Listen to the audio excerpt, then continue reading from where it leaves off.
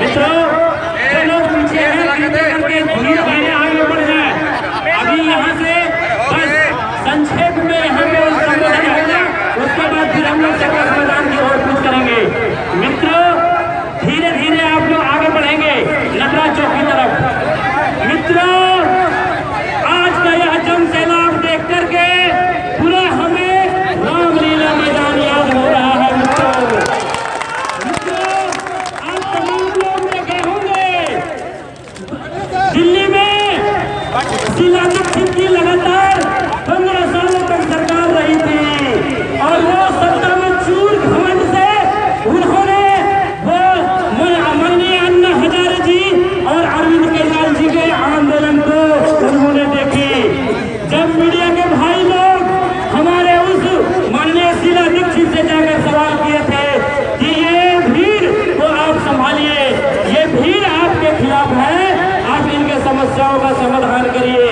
आप तमाम लोगों ने देखा होगा उनकी अहंकार ने उनको चूर करके रख दिया। मित्रों, उन्होंने सीधा कही कि तमाम ऐसे अरविंद केजरीवाल और अन्ना हजारे इस देश में कई आए और चले गए।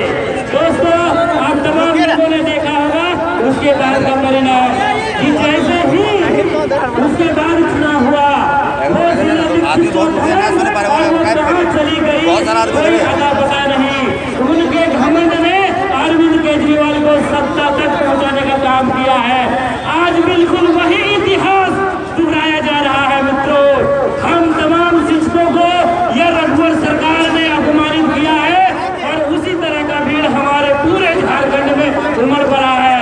रघुवर जी, आप समझ जाओ, वरना ये 12 शिक्षक अपनी तकदीर को पलट देंगे। एक बात और मैं कहना चाहूंगा, ये रघुवर बेईमान कहते हो सारे कि तुम बहुत गंदे तरीके से आए हो 12 शिक्षक चयन होकर के।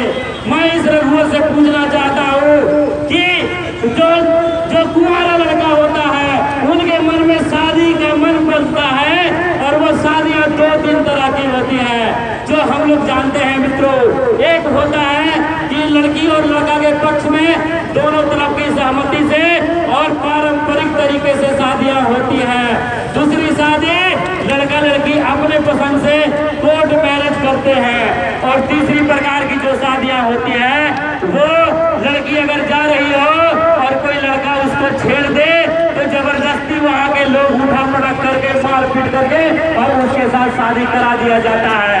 इससे खराब शादी और कोई नहीं होता है। अगर इस तरह की भी शादी हो और आप उसको एक्सेप्ट किए, अपनी पत्नी को मान लिए और लगातार 15 सालों तक उसका जीवन के साथ खिलवाड़ किए, उसकी पूरी जवानी को आपने ऐश किया और पूरी जवानी के साथ खिलवाड़ करने के बाद अगर आप चाहते हो कि आपकी शादी मेरे साथ गलत हुई है, मैं आपको पत्नी नहीं मानती हूँ, अगर आप लोग हो रहा ऐसा कर दोगे तो वो औरत आपको उसी समय पटक पटक के मार सकती है।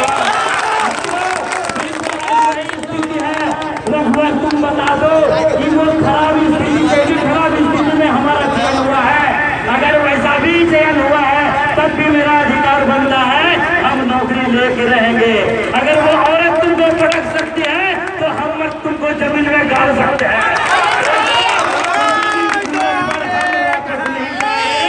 किसी भी सूरत में आंदोलन को समाप्त नहीं करेंगे। इन्हीं चंद शब्दों के साथ मैं अपने जिला महासचिव सुखदेव हाजरा जी को मैं आमंत्रित करता हूँ कि चंद शब्दों में अपनी बात को रखेंगे। उसके बाद जो है गणेश मंडल जी रखेंगे और संक्षेप में हमारे नागरिक विकास मंच के जिला